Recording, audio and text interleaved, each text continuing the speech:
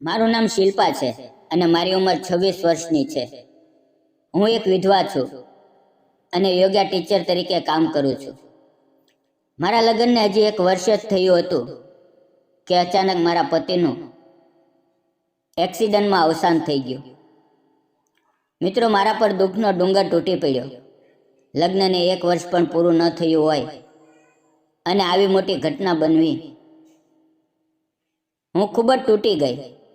જો મારા ગર્ભમાં સંતાન હોત તો કદાચ તેની માટે જીવન આગળ વધારી શકત, પરંતુ નસીબે કંઈક બીજું જ લખ્યું હતું. મારા સાસુ સસરાએ મને સમજાવ્યું કે તું હજી યુવાન છે, તારે ફરીથી લગ્ન કરીને તારી જાતને સુખી કરવી જોઈએ. અમે તને કોઈ બંધારણમાં નહીં બાંધીએ.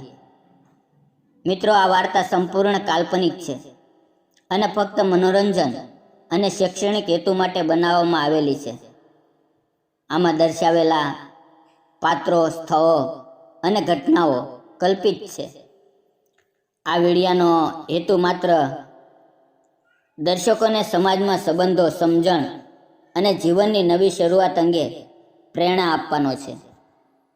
અહીંયા કોઈ પણ પ્રકારની અશ્લીલ, અપમાનજનક કે ગેરકાયદેસર બાબત દર્શાવવામાં આવી નથી. તો મિત્રો, ચાલો રસપ્રદ કહાની શરૂ કરીએ. તો મિત્રો, વાત એમ હતી કે મારા પતિના મૃત્યુ પછી હું થોડા સમય માયકામાં રહી. મનનું ભારણ ઓછું કરવા માટે મેં યોગા ક્લાસ શરૂ કર્યા. ધીમે ધીમે ઘણા બાળકો અને યુવાનો મારી પાસે આવવા લાગ્યા. યોગા મારી માટે માત્ર રોજગાર નહીં, પરંતુ મારા મન અને શરીરને શાંત રાખવાનું સાધન બની ગયું. એક દિવસ મારી ક્લાસમાં એક નાની બાળકી આવી. તેની ઉંમર લગભગ 8-9 વર્ષની હશે. તેનું નામ શિવાની હતું. તે ખૂબ જ મીઠી અને માસૂમ હતી. શિવાનીને તેના પિતા ક્લાસમાં લેવા મૂકવા આવતા. તેમના પિતા કેશવ લગભગ 29-30 વર્ષના હશે અને દેખાવમાં ખૂબ જ હેન્ડસમ અને સંસ્કારી લાગતા હતા. તેણે મારા ઘરે આવીને કહ્યું, મારી દીકરીને યોગા શીખવા છે. મેં તેમને સમજાવ્યું કે કાલથી ક્લાસમાં મોકલી દો. પછીથી શિવાની રોજ આવવા લાગી અને ધીમે ધીમે મારી અને શિવાની વચ્ચે ખૂબ સારો સંબંધ બની ગયો. તેના પિતા પણ ક્યારેક તેને લેવા આવતા ત્યારે મારી સાથે વાતચીત કરતા અને હંમેશા સ્મિત સાથે બોલતા. ધીરે ધીરે મારી અંદર કેશવ માટે માન અને આદર વધવા લાગ્યો.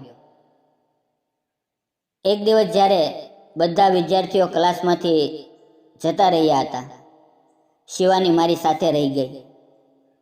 વાતમાં મેં તેને પૂછ્યું, બેટા, તારા ઘરમાં બીજું કોણ રહે છે?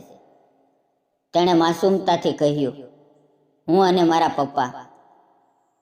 મેં ફરી પૂછ્યું, અને તારા મમ્મી? એટલું સાંભળતા જ શિવાની રડવા લાગી. પછી તેણે ધીમેથી કહ્યું, મેડમ, મારી મમ્મી ભગવાન પાસે ચાલી ગઈ છે. મારી આંખો ભીની થઈ ગઈ. મને લાગ્યું કે આ નાનકડી બાળકી અને તેના પિતા કેટલો મોટો સંઘર્ષ કરી રહ્યા છે.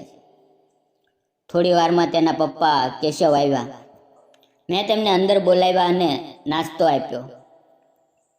અમારી નજરોમાં હોય અને તે ક્ષણે મારા હૃદયમાં એક અજાણી ખેંચાણ જન્મી.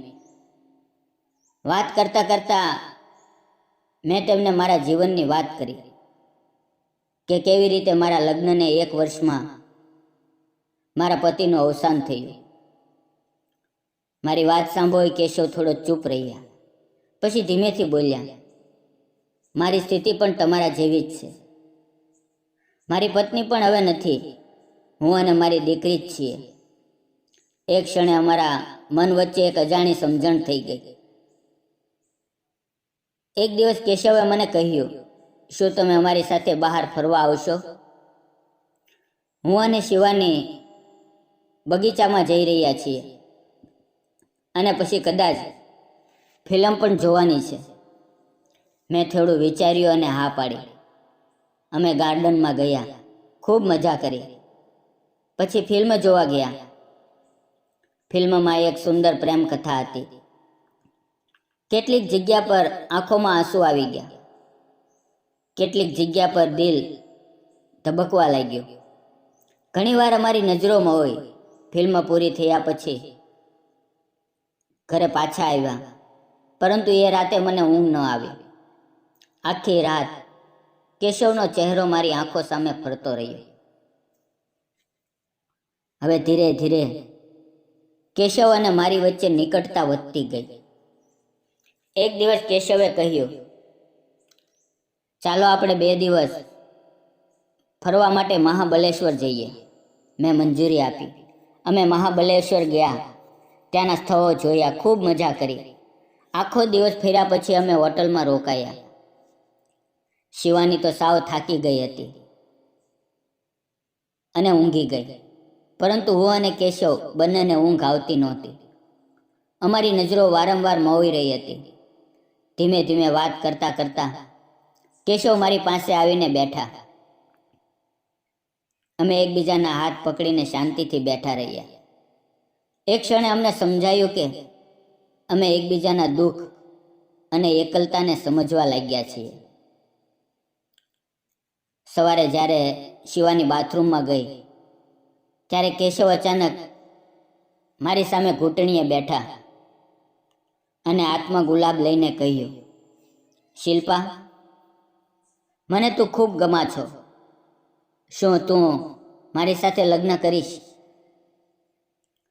હવે એ જ સમયે શિવાની બાથરૂમમાંથી બહાર આવી અને સ્મિત કરીને મને ઈશારો કર્યો કે સ્વીકારી લ્યો. મેં સ્મિત કરીને ગુલાબ લઈ લીધું અને કેશવને ગળે લગાડી લીધો. અમે ત્રણેય ખૂબ ખુશ થઈ ગયા. થોડા દિવસ પછી અમારા લગ્ન થઈ ગયા અને હું શિવાની અને કેશવની સાથે રહેવા લાગી. ઘરમાં ફરીથી ખુશીઓ આવી ગઈ. થોડા સમયમાં હું ગર્ભવતી થઈ અને એક સુંદર પુત્રને જન્મ આપ્યો. શિવાનીને ભાઈ મળી ગયો અને મને સારો પતિ, અને મારી જિંદગી ફરીથી રંગીન બની ગઈ. મિત્રો, તમે શું માનો છો? શું મેં કેશવ સાથે લગ્ન કરવાનો નિર્ણય સાચો કર્યો? ક્યારેક જીવન આપણને ખૂબ મોટું દુઃખ આપે છે, પરંતુ એ જ દુઃખમાંથી નવી શરૂઆતનું બીજ છુપાયેલું હોય છે. શિલ્પા અને કેશવની વાર્તા આપણને શીખવે છે કે પ્રેમને બીજી તક આપવી જોઈએ. જીવન ક્યારેય અટકતું નથી, તે આગળ વધે છે અને કદાચ વધુ સુંદર બને છે. મિત્રો, જો આજની વાર્તા તમને ગમી હોય તો વિડીયોને લાઈક, ચેનલને સબસ્ક્રાઈબ અવશ્ય કરજો. ફરી મળશું આવતીકાલે એક નવા વિડીયો સાથે. ત્યાં સુધી આવજો અને તમારા ગુજરાતી મિત્રને પ્લીઝ બીજું કંઈ ન આપી શકો તો એક લાઈક અને કોમેન્ટ જરૂર કરો. ધન્યવાદ મિત્રો.